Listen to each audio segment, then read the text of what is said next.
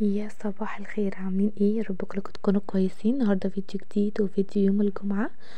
هشارك معاكم روتين يوم الجمعة واللي حصل كله، وكمان هشارك معاكم شوية تفاصيل عملتها في المطبخ فحبيت اعرفكم عليها. عملت فطور كده، كنت صاحية بدري عشان كنت بعمل لكم شغل على اليوتيوب، بنزل لكم على كل القنوات تقريبا، فمستمرية وان شاء الله خير. اول حاجه بدات ان انا اعملها ان انا اوفر في الزيت واستخدم يعني بند التوفير في الزيت بقى والسمنه، وهقول لكم ازاي. طبعا الازايز دي كانت ازايز موارد، تخيلوا. فاخدتها كده وحطيت فيها الزيت، يعني حطيت في واحده بس الزيت كده عشان استخدمها استخدام بتاع الطبخ العادي. وكمان جبت اللي هي بتاعه البخاخه، عملتها بس من غير ما اصور لكم. عملتها علشان برضو لو في حاجة مثلا فول اي حاجة، فعارفين انتوا الحاجات البسيطة دي مش تحتاج مثلا زيت كتير، او رشة مثلا على كفتة على بانيه على اي حاجة ايا يكن يعني. وجبت بقى البخاخة بتاعة الخل بتاعتي الممتازة اللي مقدرش استغنى عنها دي، وجبتها كده رشيتها على العلبة من بره او الازازة عشان امسحها كويس وتتنضف وتبقى بتلمع ونضيفة. الحركة دي مهمة جدا لان ازاز الزيت يعني بتتوسخ بسرعة من ايدينا وكده، فعشان اشيل بقية ازازة الزيت استخدمت دوت بالطريقة دي، وان شاء الله هيوفر معاكي كتير جدا. لان انا قسمت الازازة على 3 ازايز، يعني ازازة هي لسه فيها، وكان ازازة البخاخة ونفس الازازة، فاهمين؟ هنعمل ايه تاني بقى؟ هنعمل السمنة اللي انتوا شايفينها قدامكم دي، كيلو ونص، انا جايباها ب100 جنيه. ف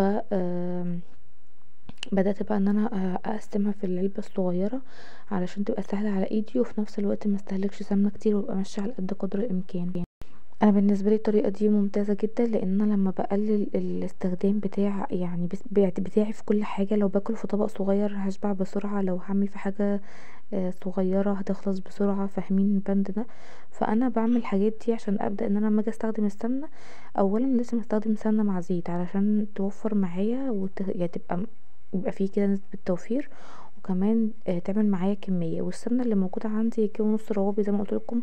العلبه اللي قدامكم دي ب100 جنيه، بدل ما كانت، انا فاكره ان انا اخر مره اشتريتها كان حاجه و60 او حاجه او 70 مثلا تقريبا من فتح الله. فبجد يا جماعه الاسعار ربنا يرحمنا ان شاء الله برحمته كده، والاسعار تنزل وتبقى كويسه. فقعدت اخد كده منها لحد ما مليت تقريبا نص العلبه بتاعه هانم اللي قدامكم دي، لانها قبل كده اصلا كان فيها سمنه عادي. بس وبدات بقى ان انا احطها بالشكل ده وخلاص، يعني مش هملاها على اخرها ولا حاجه. بس يا حلوين، ففي حاجات كتير هنعملها زي ما بقول لكم كده، وهقول لكم افكار كتيره دلوقتي. كمان عايزه اقول لكم على حاجه. انا كنت بستخدم الرز، كنت بجيب رز عادي من فتح الله، بس دلوقتي أنا مش بروح فتح الله، فجبت من عند العطار اللي جنب البيت هنا. في رز اسمه الرز المزيت، زي نفس السعر بتاع الرز العادي. بصراحه انا لما جبت الرز المزيت ده وعملت بيه مثلا رز بلبن وعملت بيه اكل، بصراحه كان طعمه حلو جدا جدا، ولا وحاسه ان هو فيه بركه، او سبحان الله مش عارفه، هو طعمه حلو كده ولذيذ ومش بياخد زيت كتير ولا سمنه كتير، وفي نفس الوقت هو يعني بيبقى فيه بركه بجد، يعني بحس انه بيزيد كده اكتر من اي رز تاني، سبحان الله. فلو انتوا عندكم الرز ده هاتوه. وطبعا انا كنت جايبه اول شهر، يعني اول يوم في الشهر كنت جايبه 3 كيلو لبن. عملت بكيلو، غليت كيلو، كنت جايبه واحد جاموسي واتنين بقري. غليت كيلو وشلت كيلو في الفريزر، وعملت بكيلو تاني رز بلبن. فان شاء الله بقى عايزه اعمل معجنات بقى براحتي، عايزه اعمل زي كيك، واعمل اللي هو المعمول او القراقيش، عشان الفطار بتاع الشتا بيبقى صعب اوي، الواحد بيجوع بسرعه. وكمان بمسح العلب كده عشان تبقى نظيفه واقدر استخدمها بسهوله. بس كده، وعملت حاجات تانية كتير قوي. هعرفكم عليها دلوقتي كلها.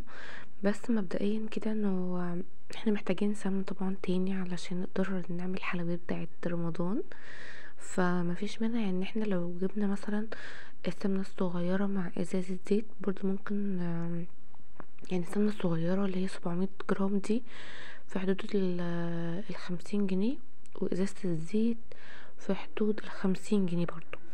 فاحنا لو جبناهم هما الاتنين مع بعض وحطيناهم على بعض وعملت بيهم حلويات، تمام. عايزه تجيبي ازازه، قصدي علبه سمنه كامله، برضو تمام. بس انا شايفه ان الاوفر ان احنا نجيب السمنه، لان السمنه كيلو ونص، لكن ازازه الزيت مع علبه السمنه التانية مش هيبقوا كيلو ونص مع بعض. طبعا روتين اول الاسبوع بتاعي بيعتبر ان انا اقعد املى كل حاجه واقعد احط كل حاجه في مكانها. العلبه بتاعه الرز والعلبه بتاعه الشعريه بالنسبه لي ان انا لازم افضي يعني مكانهم. وان شاء الله باذن الله المشتريات الجايه هعرفكم عليها، بس انا كده كده طلب مني الميزانيه بتاعه 1500 جنيه، ومش عارفه هي هتتشاف ولا لا، بس احنا هنعملها جوه روتين علشان ما يبقاش الموضوع لوحده والفيديو يقع ومحدش يشوفه. كمان ترتيبات المطبخ انا بدأت فيها من امبارح الحقيقة. عملت كده علبتين من علب المطبخ، ولسه فاضل الباقي طبعا، واحدة واحدة هنعمله سوا. لان انا هشيل حاجات كتير قوي من المطبخ، هحاول ان انا افضي المطبخ قدر الامكان واشيل منه حاجات كتير، علشان انا المكان لما يبقى فاضي حواليكي بتعرفي كده تتحركي وتتصرفي وتعملي حاجات تانية، فاهمين؟ كمان كنت عايزة انزل بكوس اشتري كده مفارش او اشتري زي كده السجاجيد اللي بتتحط على السجاجيد، حافظة السجاجيد يعني، عشان محتاجاها جدا. مش عارفة تبقى اسعارها ايه، استنى لما ترخص ولا الدنيا هتغلى اكتر؟ انا مستبشرة خير في العموم، ف ان شاء الله خير باذن الله. بس كده، وبدأت ان انا فضيتهم بالشكل دوت وخلاص. تعالوا اوريكم بقى الرصه اللي انا رصيتها دول، انا حطيتهم في المقدمه واللي هم الكبار حطيتهم في الاخر. بقوا بالشكل ده، رتبت العلب برضو بالشكل اللي انتوا شايفينه دوت، علشان تبقى مرتبه اكتر قدام عينيا.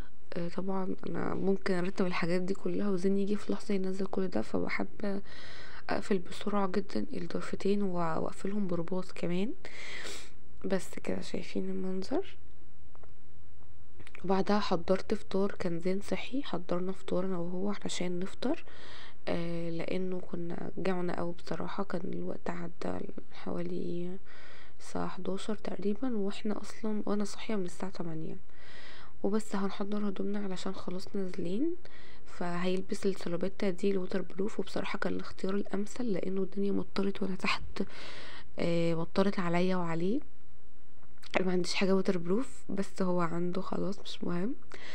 هيلبس الطاقية دي، وهحاول بقى ادور له على شراب مناسب برضو يلبسه.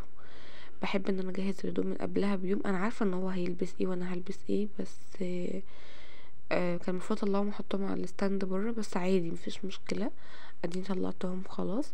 هبخر بقى. كانوا الجمعة شغالة كده. كانوا بيصلوا في ألف القلعة. لو تابعتوا الجمعة بتاعت امبارح كنتوا هتعرفوا ان هو بيصلي في القلعة. فدي اخر فحماية عندي، يعني عايزة اشتري فحم تاني الحقيقة. بس يا في حلوين، ده الفيديو بتاع النهاردة. يا رب الفيديو يكون عجبكم، تكونوا استفدتوا، تكونوا اتحمستوا، اكون قدرت افيدكم ولو بمعلومات بسيطة. متنسوش تشوفوا اخر فيديو هينظر قدامكم على الشاشة، واشوفكم ان شاء الله على خير. وبصوا كده على الديسكريبشن علشان بجد هو مستنيكم في حاجات كتير حلوة.